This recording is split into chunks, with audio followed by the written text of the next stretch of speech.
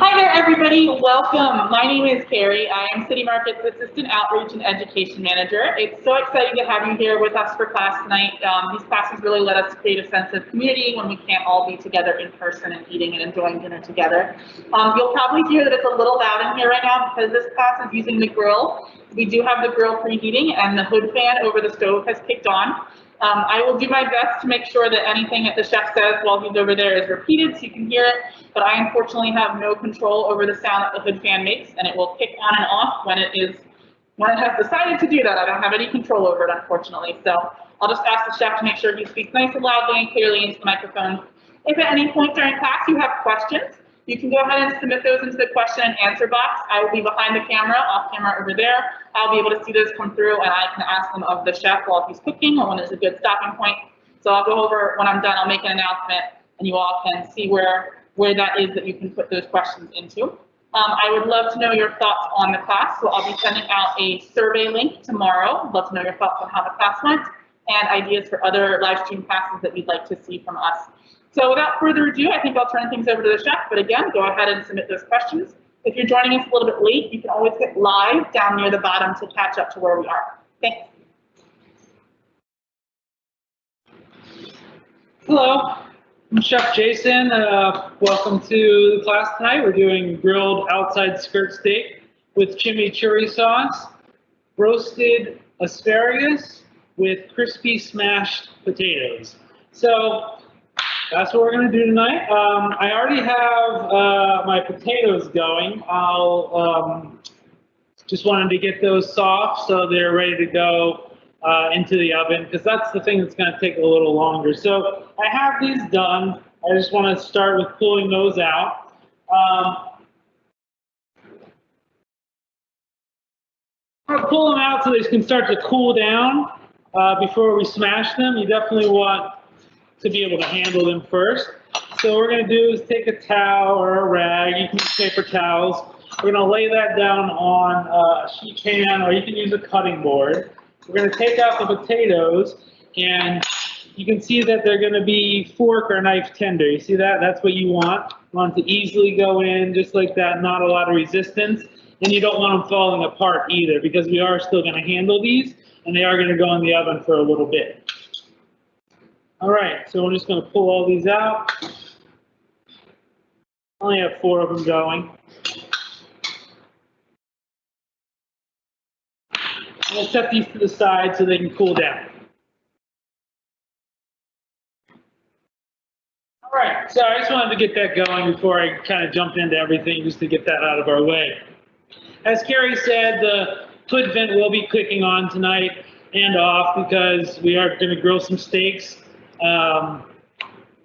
And, you know, unfortunately, that's how the smoke gets out of here. So it's going to kick on and off.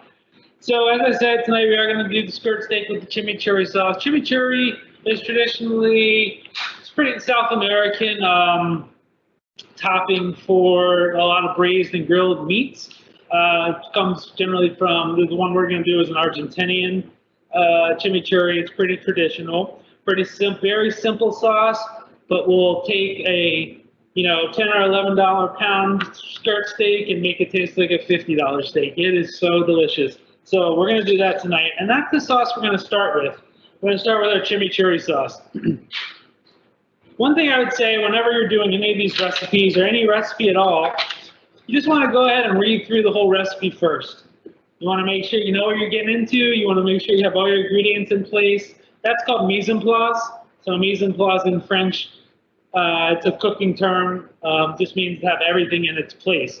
So you want to get all organized, make sure you have all your setup, all your equipment that you need. Because the last thing you want to do is get halfway or 3/4 down a recipe and you're stuck and you got to go do something because you didn't boil this or you didn't cut that right.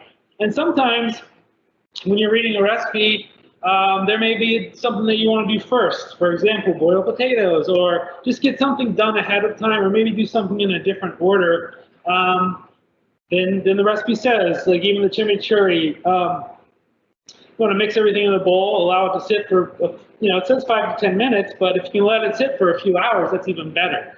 So you could like do this in the morning and let it sit and then do your steak later. So those are the types of things that I like to just make sure that I want to make everybody can understand. Just make sure you're understanding what you're going to be cooking and what you're getting into before you destroy your kitchen and then you're running around the place. That's all. All right, so without that, we're going to get into the chimichurri sauce. Very simple here. We're going to put all the ingredients except for the olive oil in the bowl first. Then we're going to kind of whisk the olive oil in to emulsify it a little bit.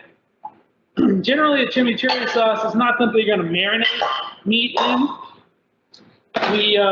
We'll baste it as we're grilling. So it's more of a basting sauce and then a dipping sauce at the end. It's not necessarily a marinade. So I'm going to start with some nice flat leaf parsley. I mean, if you have curly parsley, it'll work. The flat leaf parsley, it's just a better flavor. It's a little fresher. It's more traditional, what you're going to see for salads and things like that. And it just eats a little better. It's a little brighter, a little grassier and fresher. So that's what we're going to be using today. So we're going to start with that. It's about a half a cup. So start half cup here. And you don't want to use too many of the stems. That's not really a little fibrous. Cilantro, a lot of times you use the stems. Those have a lot of good flavor, but the parsley generally don't. They're a little more bitter, not as fresh and bright as the leaves. So we're just going to kind of break off some of the top leaves here, and we're going to pack a half a cup of them, and then we're going to finely chop them. This is already washed and clean. Sometimes parsley can be gritty and dirty, so you just want to make sure, especially if you're using nice, fresh or good organic stuff, a lot of times you will feel a little grit in there, so just soak it, and you can spin it, or you can just dry it in some paper towels. So that's what we're working on now. So we got about a half cup there. Doesn't hurt to throw a little extra in if you want, so we'll throw a couple other leaves in there. Taking up to the top, very top of the tendril of the stalk, I'm just kind of ripping off the leaf, and I'm left with, you know, the stalk. All right, so that's there. So for these guys, we're just going to finely chop them. So whenever you have leafy greens to chop, a lot of times like basil or parsley, cilantro, you can kind of get it into a bunch and almost roll it into kind of rolling it on itself. See, kind of just gathering and rolling, and then you can kind of just start running your knife through like that. And just kind of gather them up, spin them the other way. And then you can just kind of run your knife through just to mince them out, finely chopping. So you're just kind of going back and forth. Scrape your knife off.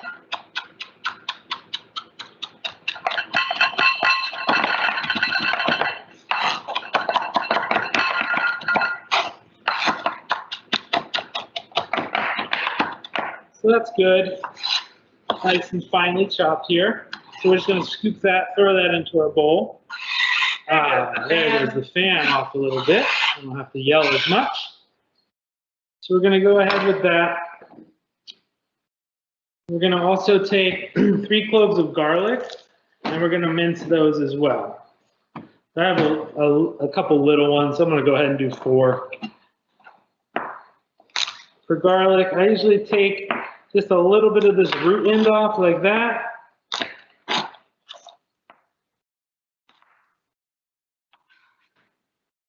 Then since we're mincing it, I'll just take my knife, smash these guys, and the husks will pop right off like that. Grab it by the top, take the skin right off. So those are out.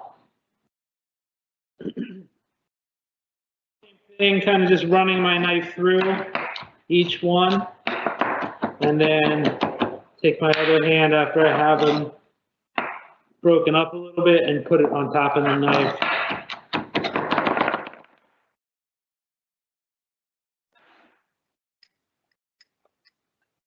Get away from me.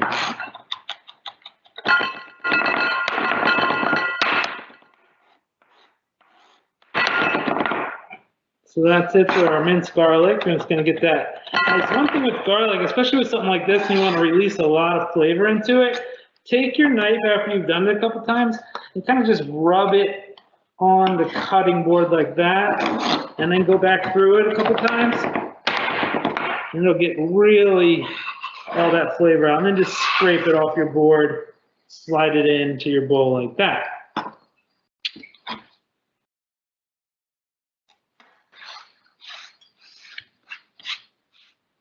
All right.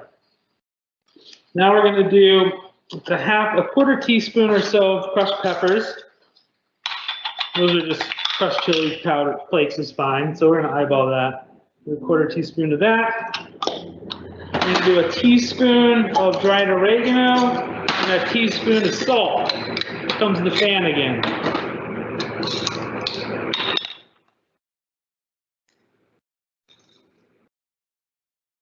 Teaspoon of dried oregano.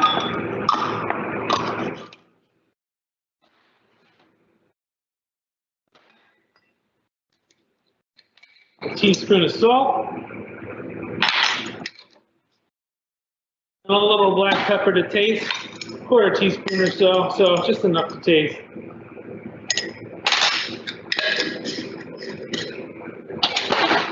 I'm going to do 2 tablespoons of red wine vinegar.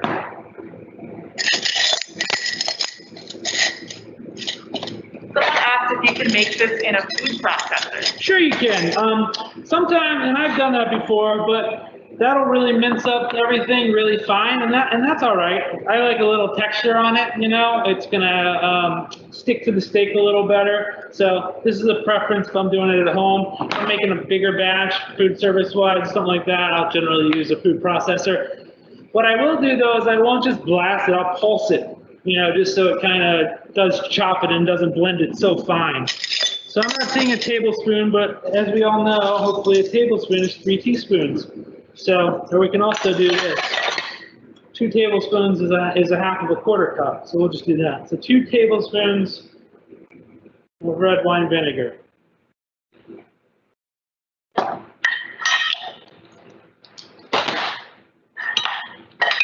And then we're going to have a half a cup of olive oil.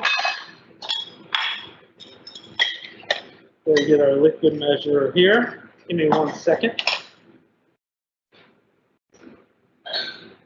Somebody else asked, can you use cilantro instead of parsley? Yeah, you can. Traditionally, there are a lot of recipes that call for cilantro, but when just the research I've done and recipes I've found for traditional chimichurri, it's the parsley, but you know, I have seen it a lot of times with cilantro.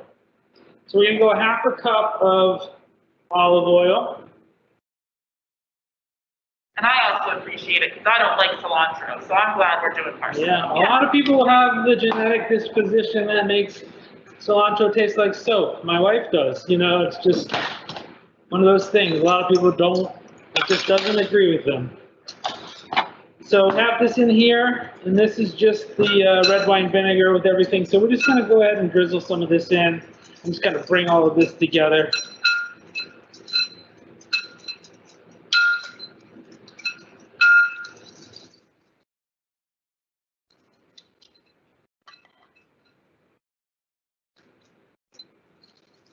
Give that a nice whisk.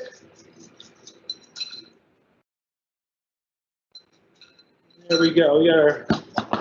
Someone asked if you use Greek or Mexican oregano. This one was, I believe, just Mexican oregano. It doesn't, generally for this recipe, you want to use the Mexican oregano just because it's more on this continent, I guess.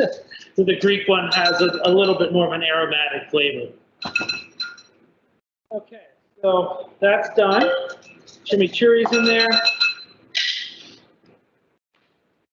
this point, we are just going to let this guy sit. I'm going to have a spoon here so we can baste later. We're basically going to let this guy sit for a little while. All right. Like I said, we have these potatoes done. So I'm going to grab those. What you want to do with these potatoes is once they come out of the oven, they're cool enough to handle like this, and they've kind of gotten to the point where they're fork tender or knife tender. You put them on a cloth like this, and you can take them off of your sheet pan because we're going to use this guy. For the potatoes, we have about, it's about a tablespoon or so of olive oil. But I just eyeball that, so I'm just going to put a little bit down here on the pan, not much. That's probably about a teaspoon. And I'm just going to kind of spread that out just so they don't stick. And this will be the bottom. And this is what's going to be helping crisp them from the bottom too, and also helping them not stick. So what we're going to do is we're going to put a cloth down. You can use a paper towel, you can use a cloth, anything like that. And you're going to put the potato, take each potato, put it down, take another rag, and you're just going to press down, and you're going to smash it. But you're going to keep it together like that. See that? So that's kind of what you're doing.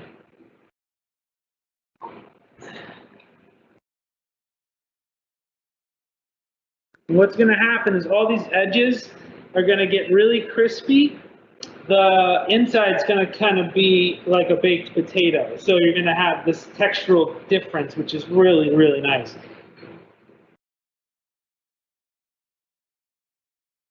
They're like instant potato pancakes. Kind of. They're kind of like potato pancakes, but they have a little bit of a different texture, you know, because like the pancakes you're going to shred and stuff. So that's it. You want to get the little edges there. Then we're going to take some more olive oil and just a little bit on the top of each one. So that was probably a little too much, but just a little drizzle on each one. Just brush that around. Chef Jason and I were talking earlier, and I've actually done this technique with Brussels sprouts before. You can pre-boil them and smush them, and they get really the same delicious crispy edges with the soft middles. I bet it would work. It will probably work with a lot of vegetables, and it would definitely work with pretty much any root vegetable, that's for sure. All right, so then we're just going to salt and pepper these a little bit, and we're going to put these in a hot oven, 400, 425, and we're going to do them for 15 or 20 minutes, and then we're going to flip them and do them for another 10 or, well, 15 minutes or so, and then they should be nice and crispy.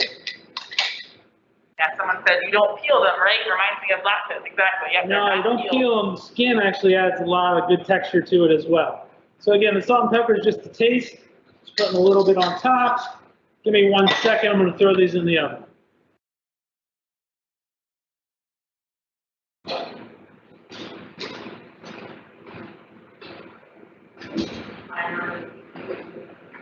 How much? Let's start with 18 minutes. We're going to set an 18-minute timer here. All right. We have our chimichurri done. We're going to get to our steaks in a second. Right now, we're going to prep our asparagus. Someone has a quick question on potatoes first. Absolutely. Why wouldn't you just press down on the pan? Why are you using the rags? Well, because if you do it on the pan, sometimes it's not going to, it'll like splay out and spread, and I want to make sure that I get them both really together and make sure it's smashed nice so I can transfer it to the pan nice and make sure the olive oil is underneath. I can drizzle it on the top. Sometimes they're also a little too hot to handle, so you want to use the rag to be able to transfer and stuff. You can try it on the pan. I'm sure it would work fine. I just, the technique I use, it just seems to keep them looking a little nicer. Someone asked, do you think it would work with beets? Yeah, like I said, most root vegetables would work. Boil them, smash them. I mean, beets, you know, sweet potatoes, obviously. Rutabaga would probably work. I don't know if carrots or parsnips would work, but yeah, you could try it with butternut squash if that would be nice. Any other questions? Nope, that's it for now. Cool. All right, so right now we have some asparagus. It's really nice asparagus. So what we're going to do, we're going to prep this. So a lot of times people will just take it and either like break it or cut it like here and kind of waste all of this. One thing I want to show you guys today is you can eat a lot of this. Underneath here, from about if you've been here, wherever it snaps, that's where it kind of gets fibrous. So about right there, it'll be definitely fibrous, but you can peel this down and get rid of some of that, and it's actually really tender and nice under here. So I'm going to show you how to do that today. Basically, you just want to hold your asparagus on the cutting board, take a peeler, just down to your thumbs, basically. Peel that down. And about down to there, you can just break that off, and you have this nice. This is really nice, so you have a lot more asparagus. I haven't done a couple already, so I'm just going to work those down, and yeah, get them ready to cook. It looks really fancy too. Very chefy. Any other questions while we're doing this? This is going to take a couple minutes. Yeah, not yet, but now is exactly a perfect time to put in questions to the chat. And Chef Jason is also happy to answer others' cooking questions that don't have to do with what we're cooking today. He loves to share his knowledge. So if you have any other burning kitchen questions. One thing I wanted to tell you guys before you ask questions was I forgot something. When I boiled the potatoes, I made sure to put them in the cold water first. You don't want to put them in hot water. If you get your water hot and then you put the potatoes in, what's going to happen is you're going to immediately start cooking the potato from the outside in, and you're going to end up with really soft outside and like not as tender of a center. So by putting it in cold water and letting everything heat up together at the same rate, then you're going to get an evenly cooked potato all the way through. Someone has a question, can you use parchment paper on the cookie sheet for the potatoes? Yeah, you could use parchment paper. I use parchment paper a lot at home. Just make sure you spray it or oil the parchment paper so they don't stick to the parchment paper. Do you think it'll affect the crispiness if it's not directly on the metal? I don't think so, as long as you're doing it from the top down too, because that top part's going to be exposed. And parchment paper still lends to some good crispiness. Like I said, I cook with it quite a bit. I think ideally you probably not want to use it because you will get a crispier product, with the sheet pan being hot. But I think it would be fine. And again, if you leave it in the oven long enough, it's going to get crispy. So it's more about just cooking it to the point where you think it's done, We have someone asking about what we need to know when picking out steak, but I feel like that's going to be a whole conversation. Oh, we're getting there, right? man. Yeah, so. We're getting there, man. As soon as these are done, we're going to start talking a lot about steak. So yeah, I just always thought this was really cool. I learned this actually watching Jacques Pepin. He did this one time, and about, I don't know, 8 or 10 years ago I saw it, and I was like, oh my God, that's amazing. And I've been doing it ever since when I feel like I have the time. Because it is good, and it is a little bit of a different flavor, but it's just nice. And as Carrie said, they look nice too, they're long. And when they cook, it's just a nicer looking product, I feel like. We're almost there.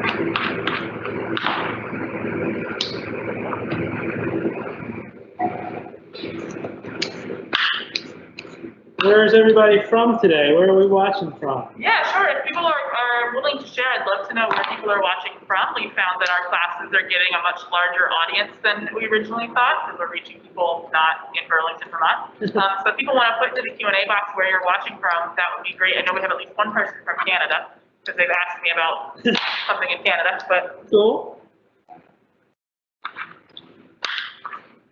Yeah, a little silver lining in all of this is being able to offer classes to a very wide audience. Yeah.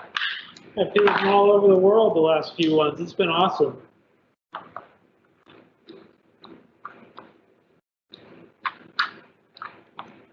Yeah, that's another question about the steak, so we'll ask that one when we get to the Almost there, almost there. Everybody's anxious for your steak knowledge. Oh man. Let's see, we're almost there. I'd say not even a minute and a half away. How about that? So again, we're just going down there. We're gonna leave like a little ½ inch or whatever, and just break that off. And if you put your thumb on the edge here and bring your peeler down, you're not gonna hurt yourself because the peeler is gonna be blocked by the edge of your thumb as long as it's not exposing your skin.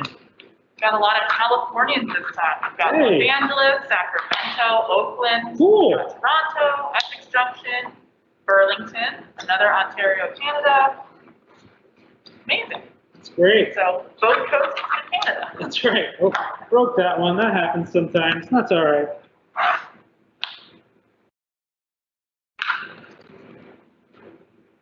Sarah is watching from Burlington and says, really psyched about the peeled bottom of the asparagus trick. Oh, cool. Yeah, it's a cool little trick if you don't know about it. Definitely, yeah. It's just something fun to learn. You learn something new every day. Almost 3 more and we're done. So what we're going to do with these guys, on the recipe, you see it's got a little bit of olive oil and some butter. The olive oil is nice. It's going to help cook them and coat them, but the butter is more for the flavor. I love butter with asparagus, so we're going to put a little bit of both on there. And then we're just going to do it simply with a little butter, a little salt and pepper. This meal, the thing about it is it's so simple, just the flavors of salt and pepper. Not a lot of extra stuff. Obviously the chimichurri has some things, but it's so simple, but a little bit elevated, and it's just about working with quality ingredients and using the right techniques, and you can make simple things taste so amazing. All right, so the asparagus is done and peeled. So we're gonna get these going too in a second. So I just take a little bit of olive oil, instead of a tablespoon. We're just gonna drizzle it just enough to coat. We're gonna take a little salt, and a little bit of pepper.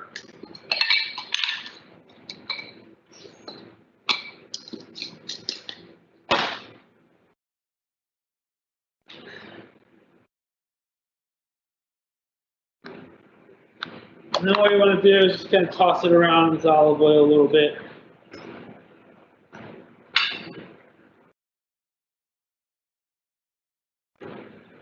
And then we're going to take butter. I have this cultured butter from Vermont Creamery. It's really good. It's got some nice extra flavors from the cultures. But any butter would work. I usually use unsalted butter though, because you can always add salt. So that's one tip. But if you are going to use salted butter, maybe don't add as much salt and then salt later. Just taste it. So we're going to do about 2 tablespoons of butter. And all we're going to do with this, kind of cut it up into a few pieces. And we're just going to kind of put it on top of the asparagus. I'm going to ask, does it matter white or black pepper? Well, white pepper is going to have definitely a different flavor. It's definitely going to be more, it's a little more, I don't want to say bitter, but it's definitely fresher. It's definitely a different flavor. So it's up to you. If you like white pepper, sure, you can use it, but you will notice the difference. All right, so we're just gonna throw these in the oven too. Be right back. Actually, you know what? We're gonna throw these in when we turn the potatoes, because then the second one will be the perfect amount for these take about 12 to 15 minutes. And when we flip the potatoes, that's gonna be about 15 minutes. So we'll just do it all for less. That's about 8 minutes from now. You've got 8 minutes left on your timer. 8 minutes. Perfect time to talk about steak. All right, so today we're going to be using skirt steak. It's a traditional steak that goes with chimichurri. That's usually what people are going to put chimichurri on, skirt, flank, something like that. But you can put it on any steak. It's delicious. So what we have here is these are both skirt steaks. Okay, we have outside skirt steak and we have inside skirt steak. Inside skirt steak sits a little higher up on the animal. Outside skirt sits a little further back. The thing about inside skirt is it's tough. It's chewy. You can tell it's a little bit more connective tissue in there. The outside skirt, you can tell that the fibers are a little looser. That's going to eat a lot nicer. It's going to be much more tender. So if you're shopping for skirt steak, try to go with the outside skirt steak. If you go with the inside skirt steak, or you happen to get inside skirt steak, it's just going to be tough, a little chewier. It's not bad. The flavor is going to be good, but it's just got more connective tissue, and I said it before, it's chewier. So when you do grill it inside skirt, you do want to definitely still cut it against the grain. You want to cut against the grain any steak that you cook, but that will help it, and you definitely want to cook it medium rare. You don't want to overcook it, but it definitely will eat tougher than this. So we're definitely going to be looking for outside skirt when you're cooking skirt steak. So what are the questions about steak? Wendy just asked, kind of, she's never heard of skirt steak. She lives in Canada, and she's wondering if it's called another name elsewhere. Boy, not that I know of.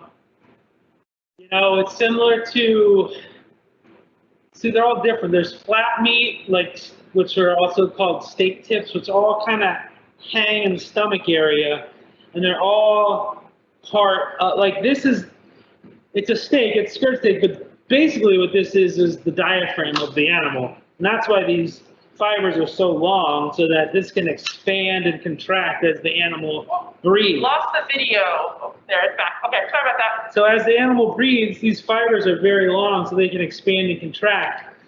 You look at other steaks, like a brisket or something, they're really well wound in there, those muscle fibers, so they don't expand, it's just tight, and that's why it's so tough, you know? And you gotta cook it so long to break that stuff down.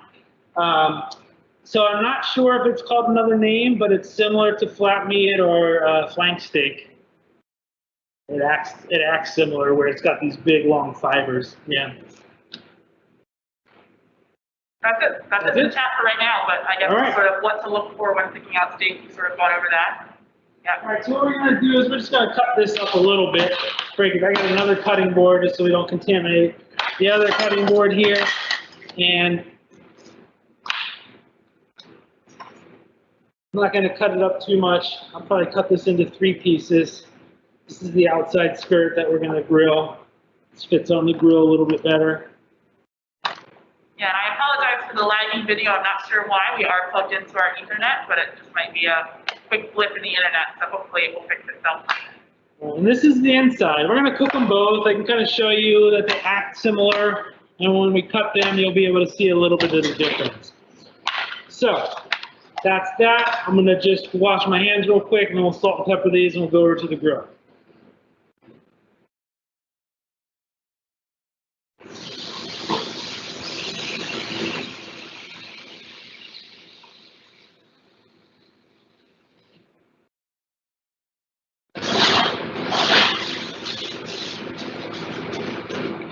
We did have a question come up about explaining what cutting against the grain means. Okay, we're going to do that. We'll do that right now. That way we can wait for the other thing to finish. I'm going to grab it. Have to keep washing my hands and going back over. All right. Against the grain.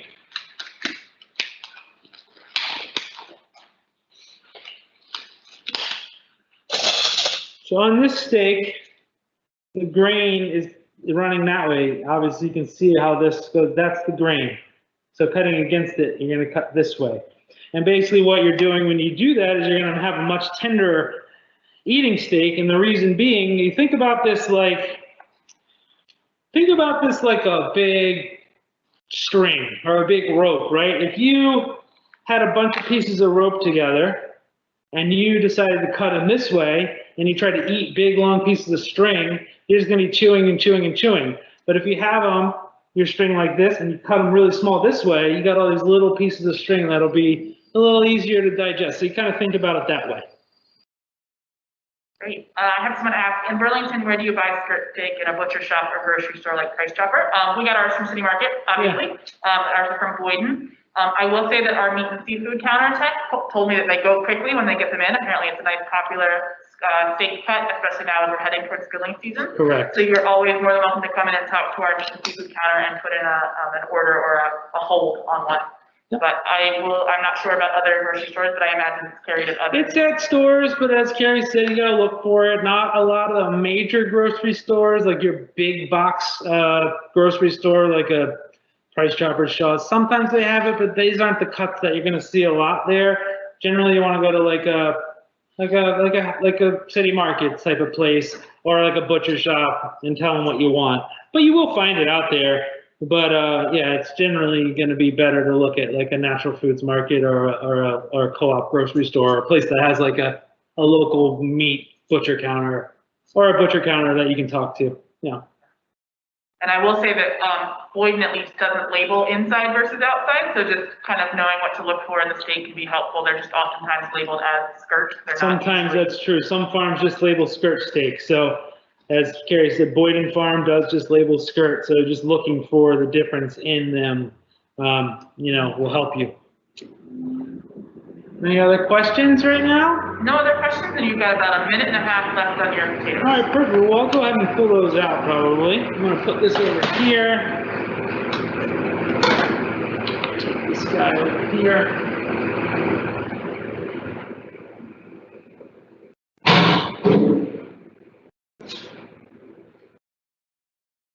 All right, I'm going to go ahead and grab the potatoes out of the oven. I'll be right back.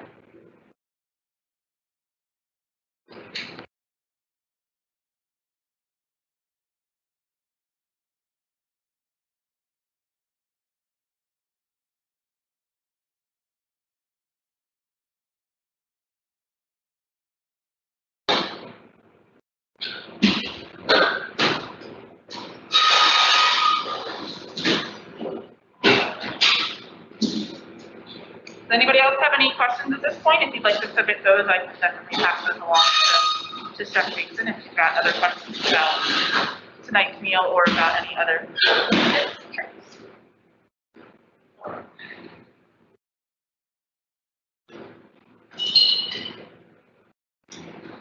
So these are our potatoes that we have going. Pull them out, we're just going to flip them. So you're getting some crispiness here. Sometimes you feel it sticking just,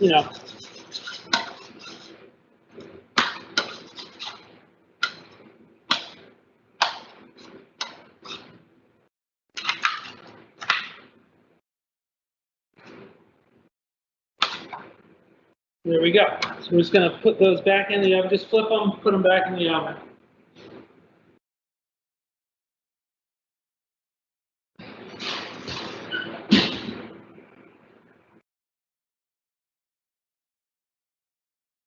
And Chef is also putting the asparagus in, like you mentioned. That would be right about the perfect timing. So we put the asparagus into, as Carrie said, and that way we can just finish both of these things at the same time. All right. Any questions right now? Because I'm about to step over to the grill. And if you have questions, you can type them in the chat and Carrie will answer. But I'm just going to go ahead and grill, and I don't have a microphone over there. So are there any questions before I do head over there? Just another person who's still wanting a little bit more clarity around cutting against the green, but maybe that'll be helpful when we cut the finished When we steak. cut it, I'll show you again. Yeah. So yeah, like Chef mentioned, there's no microphone over at the grill because of the loudness of the hood fan. So if you have any questions, go ahead and submit them to me, and I can make sure that they all get to him. All right, so we have this steak. Before we go on the grill, we're just going to give them one quick baste here.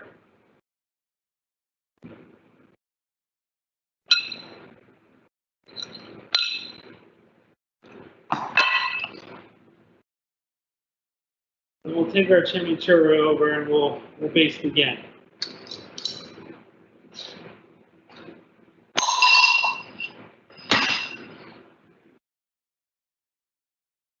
Right.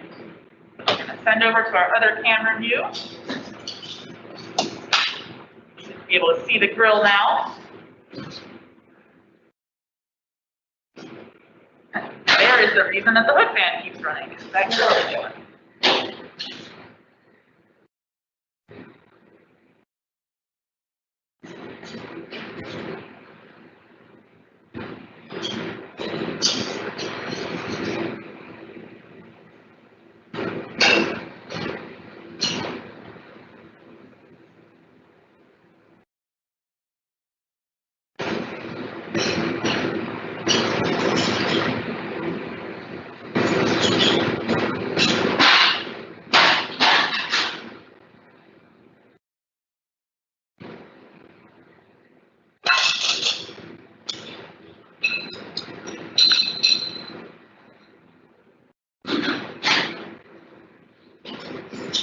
It already smells really good in here. I wish people could smell this. Smell-o-vision. Smell-o-vision, yeah.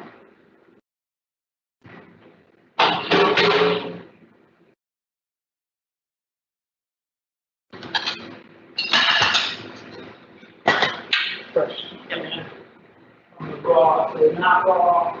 Yeah. Grab a fresh cookie sheet, not one that touches raw meat. But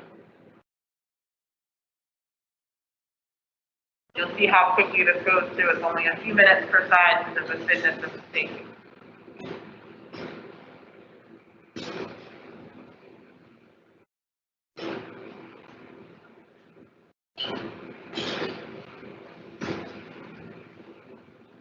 No questions coming in yet. You're doing a great job. All right, cool. We're going to spin them so that we get some grill marks. Anyway, I want to show what we're doing. So he said we're going to spin them so we get some of those nice cross-hatched grill marks, and then we'll see them on the other side. So you can see he's turning them at a perpendicular angle to how they were.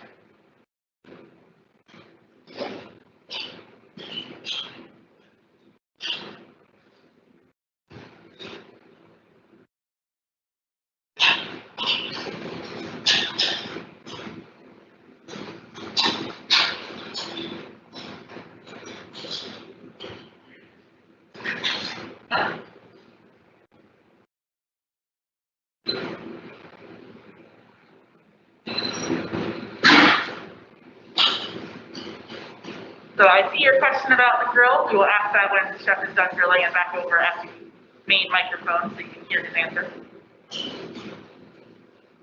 Yeah, flames.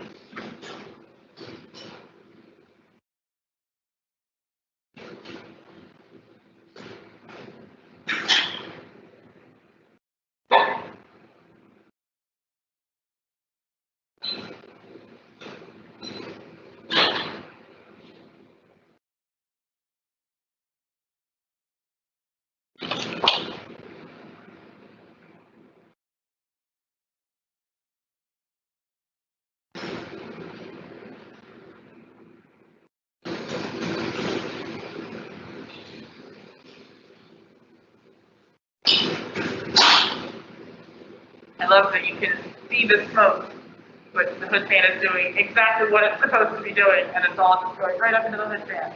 That's why it's so loud. Sorry.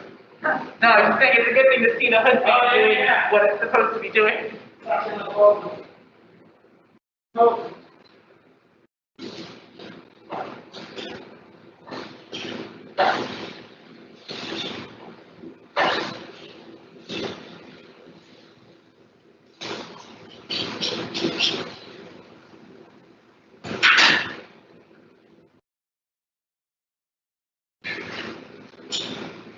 I can use the thermometer. Yep. So I can make sure where we are. The chef is using a thermometer to make sure we're at the correct internal temperature.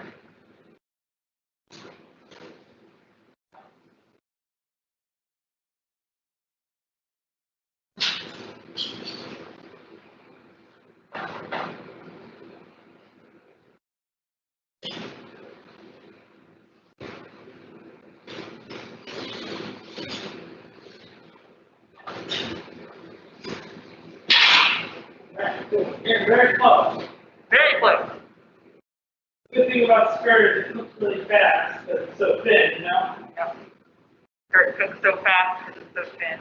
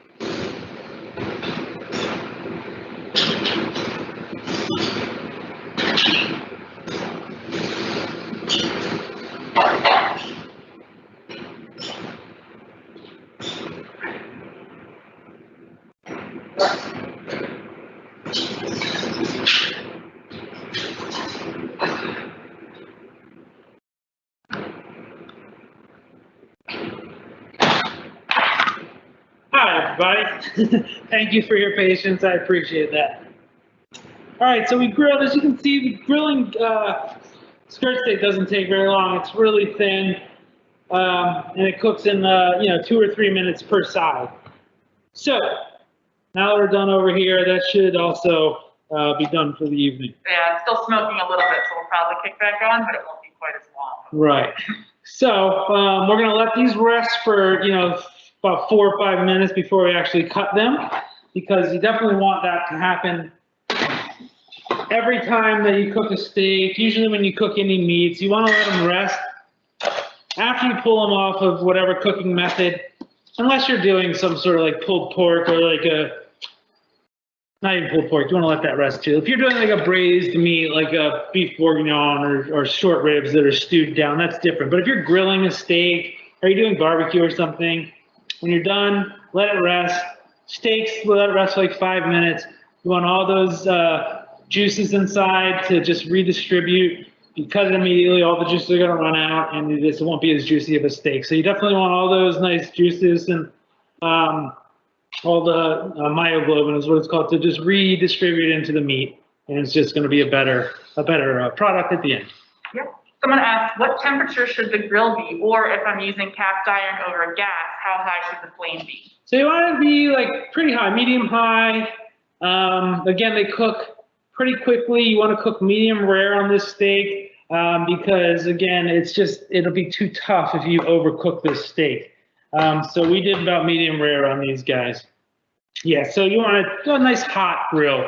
What you could also do is get a really hot grill or a really hot cast iron and just sear them a little bit on the outside and just finish them in the oven if they're not cooked all the way enough for you. Yeah. And I know someone else emailed me earlier asking if you don't have a grill and you don't have cast iron, is there another way of doing these? I mean, a pan that you can get really hot, like some sort of stainless steel pan, or a nice thick steel pan is something that you could do. But, it's a grilling thing, so you want to get something that you can just get really hot and get a nice sear on it. Still a couple people that are confused about skirt steak. If you could maybe go over that again, and whether it's the same as flank steak or whether it's different. It's different. So they have flank. They all come from a similar area of the animal, but skirt steak, skirt steak kind of hangs along the belly meat because it's not necessarily. It is a steak, but it's basically the diaphragm muscle that expands and contracts as the animal breathes. So you have the really long fibers in the skirt steak, and that's why they're so long, so they can expand and contract. And they just come from a similar area of the animal as the flank and as the flat meat. You can tell just because they're also very long fibers on those steaks as well. Someone asked, would you consider using fresh oregano instead of dried in the sauce, or is dried always preferred? No, use a little more fresh if you're going to do it. You can do like a tablespoon of fresh. Dried's going to have a more concentrated flavor. It's just going to be a stronger flavor. But yeah, you can use fresh, of course. Great. Wendy asks, if you're using a cast iron pan, does it change the time, or how many minutes on either side? It's about 2 minutes on each side. You want medium rare, so use the thermometer like I did if you question that. For medium rare, you want to cook it to about 125-ish, 128. Pull it off and let it rest for 5 minutes. And someone commented, a quote, hangs like a skirt. That's the correct skirt steak. Yeah, exactly. Cool. That is all the questions so far, other than the against the grain thing, which we'll do when we cut it. Yeah. So. And you've got about like 6-ish minutes left on the asparagus and the potatoes. So with this class, we've aimed for about an hour of cooking, and then plenty of time for questions either at the end or during, like we've been doing. So happy to keep passing on more questions while the potatoes and asparagus finish up. Yeah, I'm just going to give those a toss, actually, the asparagus real quick.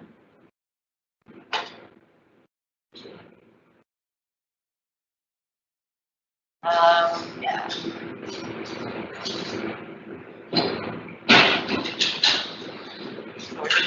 Tossing the asparagus in their roasting pan over on the oven. All right. Yep. Someone asked, would this be okay on a very hot griddle on the stove top? Yeah, definitely like a grill pan or a griddle pan, of course. Yeah, definitely. That's the same as a grill, basically. You know, you're mimicking an outdoor grill inside. Basically cast iron with grill. I mean, you can use a cast iron grill pan too, you know? And unless you have a very good hood fan, you're probably going to set off your smoke alarm. Yeah, that's right. Just make sure all doors are open. I set my smoke alarm off all the time. So. Yeah, it's fine. We need smoke alarms that you could yell, "I'm just cooking." Yeah, that's right. All right, let's go grab a dish for the rest of that chimichurri.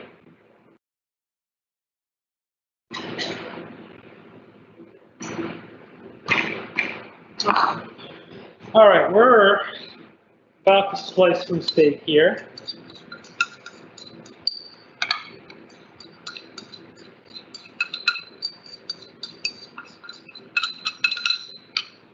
All right, so I'm going to show you now that the inside skirt and the difference here. So this is the inside skirt.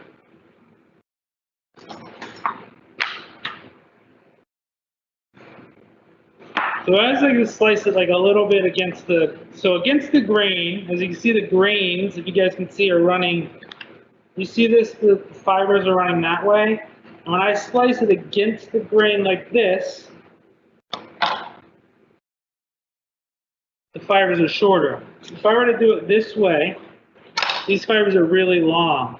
So to chew that, it's going to be even tougher, you know? So you want this sliced against the grain like that. Does that clarify it? I'm sorry. I want to make sure that you guys understand. Yeah, people can put in questions if that's not quite clear, but I think that sounds great. Cool. So that's the inside, and you can tell it's even still a little tougher just when it's cooked. This is the outside. And when we slice this guy, you can tell how see how it's not as connected, it's coming apart like that? That's going to be so juicy and so tender to eat. So that's what we're looking for.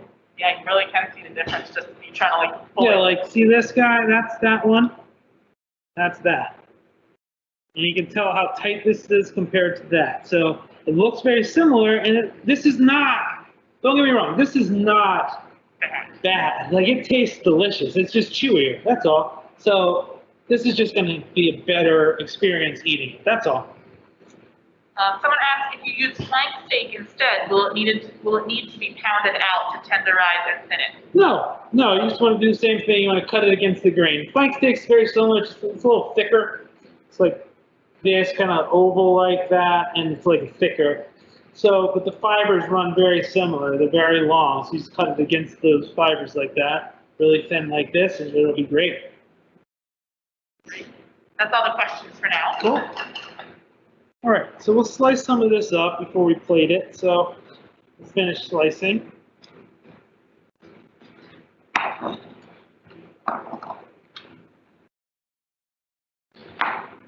See, I like to go like this too, kind of really against the grain and kind of on an axis.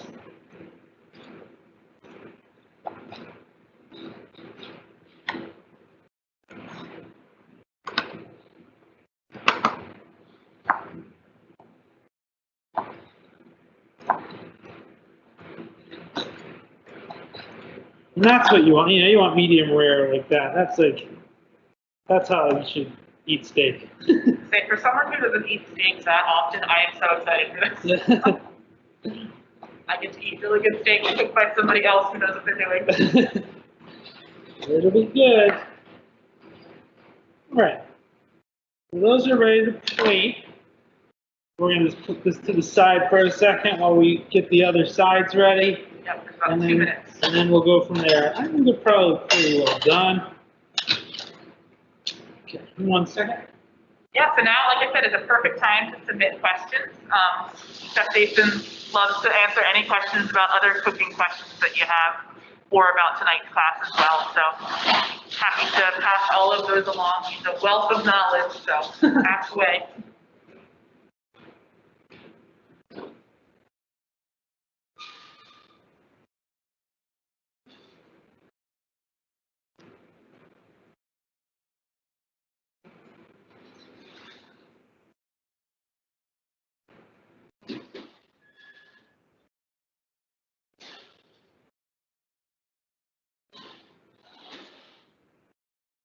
guys are done. On the asparagus, still a couple more minutes. We'll start plating this, and by the time we get these two things plated, the asparagus will be ready. So,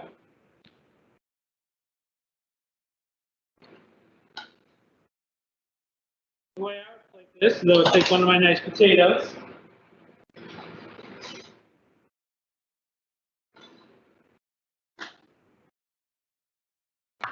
Put that on the pan like that. Take some of these nice skirt steaks, strips here. Take 4 or 5 of these guys. Plate like that.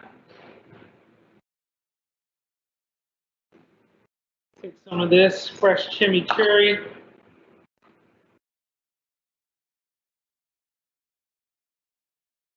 Over there, maybe a little on top. Like that.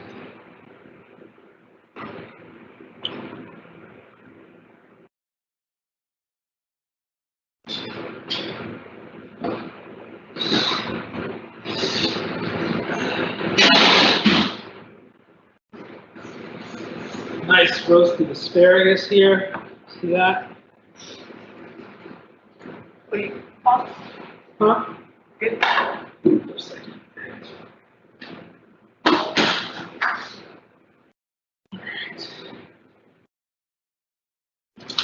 Those are there.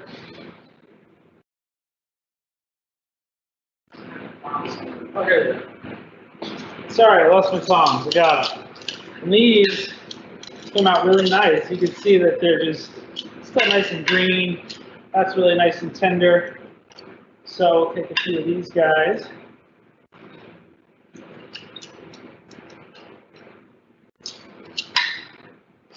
Just lay it on top. And that's basically it. Beautiful. I did have one question come in. Sure. Are there any rules of thumb for when you thicken sauces with flour versus cornstarch? Well, there's no real rule of thumb. A lot of recipes are going to call for a roux, so you're going to make your roux with your butter and your flour, and that's going to be your base to thicken it. With the cornstarch, you usually make like a slurry and thicken things after. Generally, you're going to thicken with cornstarch, like a stew, like some kind of bigger sauce after it's made, and you're going to do that at the end. Where a roux, generally, you're going to use to thicken from building the sauce first. Great. Yeah, so I'll give people plenty of time to put any more questions in, but that is our cooking demo for today. I'm so excited, like I said, to have shared this class with you all. We had over 40 people watching at one time, so that was amazing. Wow. Thank you all so much for attending. If you don't have any questions and you're good to just log off, thank you so much and enjoy the rest of your evening. Like I mentioned, I will send a class survey link out tomorrow, wanting to know your thoughts on the class and ideas for other classes you might like to see from us. And feel free to just get in touch. Maybe send me photos if you grill up some steak tonight. I know some people, even though these are designed as demos, some people like to cook along, and that's awesome. So send me a picture of how your steak and your chimichurri came out. But yeah, I'll leave the question and answer box open for a few more minutes in case people are furiously typing their questions. But otherwise, thank you all so much and enjoy the rest of your evening. Thank you, everyone.